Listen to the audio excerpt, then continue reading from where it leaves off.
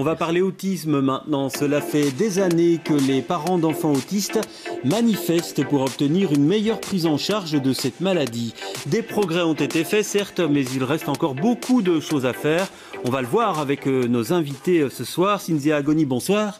Vous êtes présidente de la SBL Infor Autisme. Oui. Ça fait des années déjà que vous limitez pour une meilleure prise en charge de cette maladie. Des progrès ont été faits. Qu'est-ce qu'il reste encore à faire? Quelle est l'urgence aujourd'hui pour vous? Alors, l'autisme est un handicap reconnu depuis 2004 et donc ça ne fait pas très longtemps que c'est considéré comme un handicap. Du coup, évidemment, à cause de cette lenteur de la reconnaissance, le premier manque, je dirais, la première carence, c'est celle des interventions précoces de stimulation. Donc la prise en charge rapide. Rapide après le diagnostic, tout à fait. Alors Guylain Majerotte, bonsoir. Vous êtes professeur émérite de l'Université de Mons en psychologie et sciences de l'éducation. Cette prise en charge précoce, très rapide, qu'est-ce qu'elle permet d'éviter? Mais je pense que cette prise en charge précoce doit avoir une certaine intensité, parce que c'est un handicap qui perturbe tout le fonctionnement de la famille. Oui, on rappelle que c'est un trouble du comportement qui peut prendre plusieurs formes. Trouble du développement qui se manifeste par des problèmes de communication sociale très importants et par une résistance à tous les changements qui sont dans la vie quotidienne, dont d'ailleurs nous ne nous rendons même pas compte. Et donc ce sont les deux caractéristiques essentielles. Et donc ça veut dire que si on prend très tôt en charge cette maladie, on peut vraiment réaliser des progrès importants. Oui.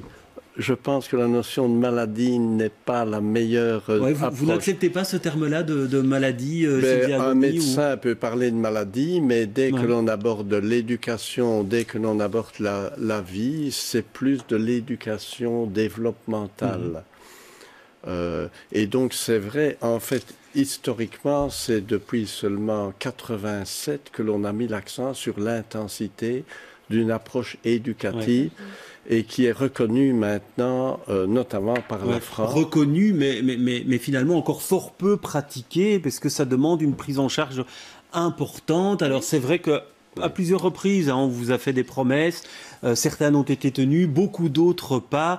Vous attendez quoi maintenant concrètement?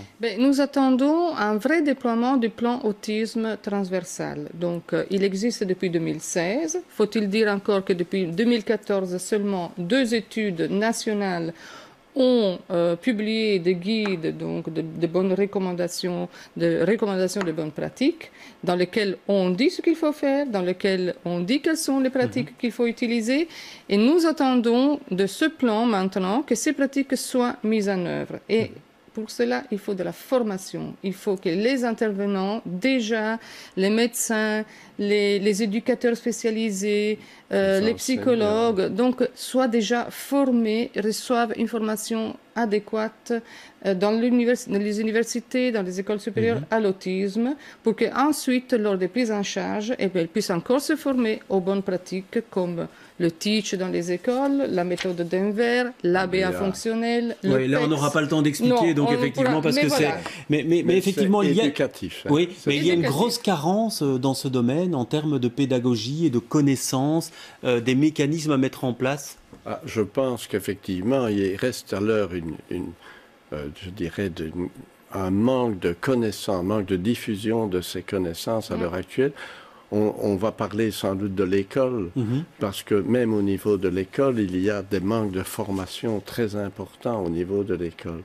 Alors, il y a plusieurs combats que vous menez. Un combat pour créer des structures spécifiques pour la prise en charge de l'autisme. Et puis, il y a un combat aussi pour, finalement, qu'il y ait une inclusion des élèves autistes dans l'école, on va dire... normale, si je peux l'employer comme ça, à l'école ordinaire. Et donc sur ce plan-là, est-ce que vous avez vu des avancées?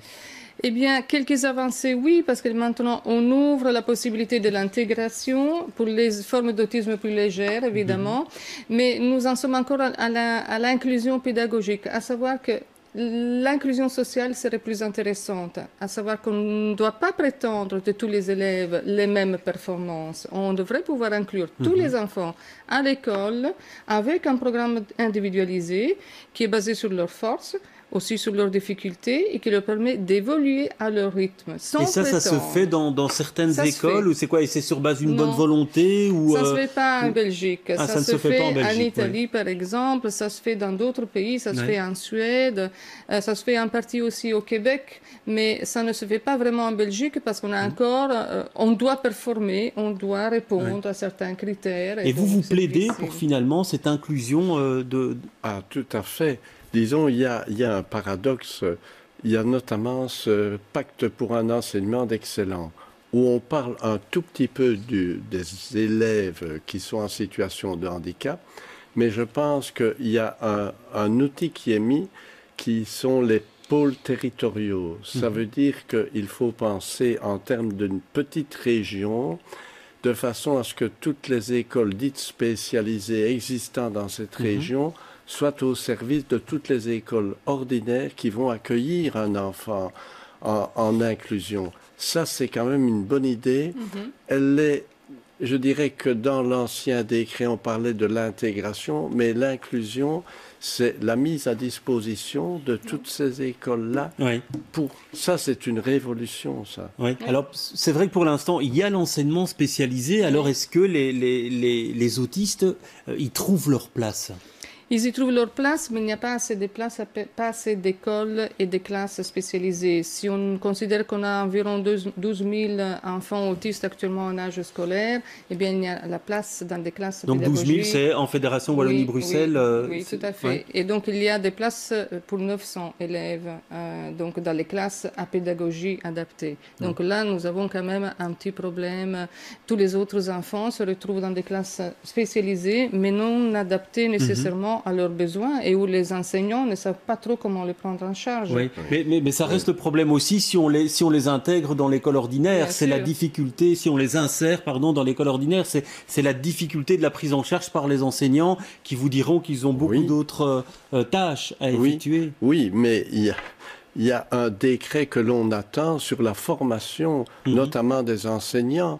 Pourquoi traîne-t-on tant à mettre en place ce décret? Ça, c'est vraiment, je dirais, une nouveauté, mais on traîne. C'est vrai que ce décret devrait prévoir une sensibilisation, une formation à l'inclusion dès la première année d'études, parce qu'il faut entrer dans cette logique qui est une logique assez différente de l'intégration.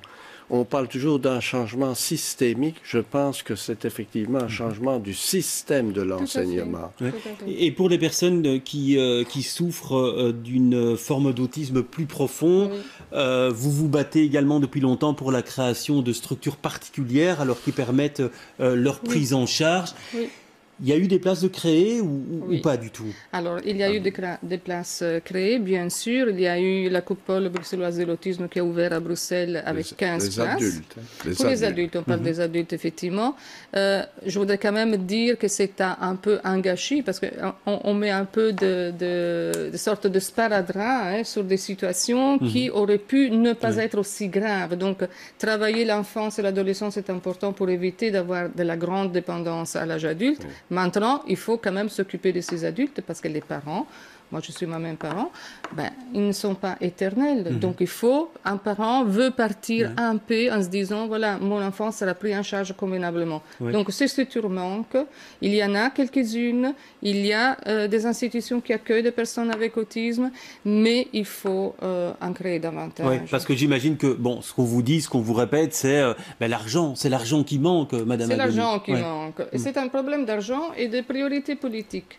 C'est-à-dire que j'ai encore l'impression que malgré tout ce qu'on a fait depuis 15 ans, encore le politique rechigne à considérer ça comme une priorité. C'est pas un enjeu politique intéressant. Disons les choses comme elles sont. Vous allez jusque-là aujourd'hui, parce que depuis que vous menez ces actions, vous avez été reçu par à peu près tous les ministres et tous les responsables politiques à quelque niveau que ce soit. Aussi, et on va les revoir encore. Et vous avez l'impression pourtant que vous n'êtes pas encore pris, que le problème n'est pas encore pris pris à sa juste valeur. C'est ce que je dis, ce que j'affirme, ce n'est pas un enjeu politique intéressant. Vous pensez ça, vous aussi également? Effectivement, ce sont les personnes qui sont, les adultes notamment, qui ont le plus de difficultés à trouver leur place. Ça ne concerne pas d'ailleurs que l'autisme, les personnes dites de grande dépendance, duquel les personnes avec autisme font partie, mais manifestement, c'est une question plus globale de toute la grande dépendance. Oui, et pourtant, hein, on a vu, et il s'agit là, sans doute de formes d'autisme plus légères, qu'on a vu certains employeurs qui étaient assez intéressés dans les nouvelles technologies, par exemple, en disant effectivement, il y a des profils chez les personnes autistes qui nous intéressent. Alors ça, est-ce que ça reste à toute petite échelle ou il y a des possibilités de développement et de création d'emplois importantes? Je pense qu'il y a des possibilités tout simplement parce qu'aujourd'hui, ces personnes se font entendre. Donc, elles sortent de leur maison, elles sortent de leur isolement et disent « nous existons aussi ». Donc, prenez-nous en considération. Donc, il y a des mouvements de personnes autistes qui se mettent en place.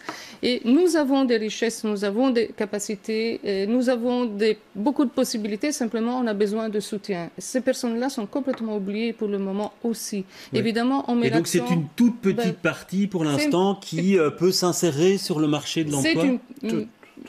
Mais je dirais que c'est une toute petite partie, oui et non. Maintenant, je pense que même des personnes qui ont un autisme plus sévère, si on règle la question des troubles du comportement, qu'on parvient à bien communiquer avec eux, même des personnes non verbales, pourraient être insérées dans certains types de jobs, de boulot. Hein, donc, pourraient très bien aussi aider la société et avoir parce qu'ils développent effectivement certaines capacités. Tout à fait. Oui. Mais je reviens sur la question de la formation. Oui. On parle de la formation complémentaire, mais on devrait aussi s'intéresser sur la formation de base à l'université. Qu'est-ce que l'université offre aux psychologues ou aux pédagogues à l'université, mais également dans toutes les hautes écoles, en termes de formation de base. Parce qu'il y a des programmes de formation complémentaires, il y en a plusieurs en Belgique, mais... c'est vraiment un point majeur. Ça. Mais merci en tout cas pour toutes ces explications. On imagine que le combat, on l'a compris, vous le continuez.